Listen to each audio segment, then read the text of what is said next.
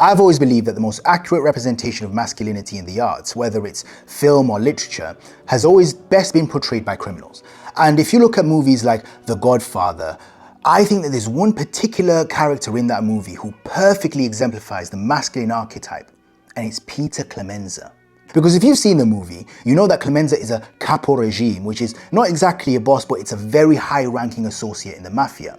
And he doesn't have any sort of major dialogue in the film, and there's no real theatrics when the character is presented to us. He doesn't have any sort of remarkable, distinguishing feature, but he portrays this sort of tough, fat, stoic man that doesn't moralize anything.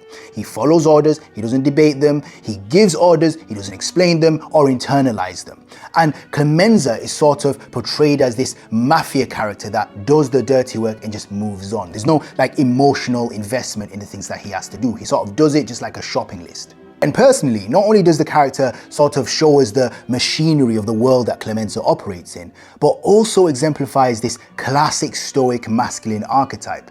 And I think that Richard Castellano, who portrays the character of Clemenza, does this perfectly. And I actually don't know if he has any relation to Paul Castellano and the Gambino family, but he does it so authentically you can't help but buy in. But beyond all of that, I think that the character, in my opinion, mirrors a very similar masculine experience in reality.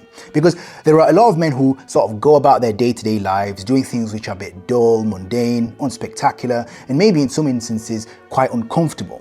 And it's usually to serve a greater responsibility or cause. Whether that is their family, their work, or their own sense of dignity, a lot of it goes unspoken and unprocessed. So if you feel like you're going about your day-to-day life carrying things that you just don't know how to articulate very well, click the link in my bio and book a free clarity call. And maybe, just maybe, we'll be able to unpack some of those experiences and give you a bit more dialogue than Clemenza had.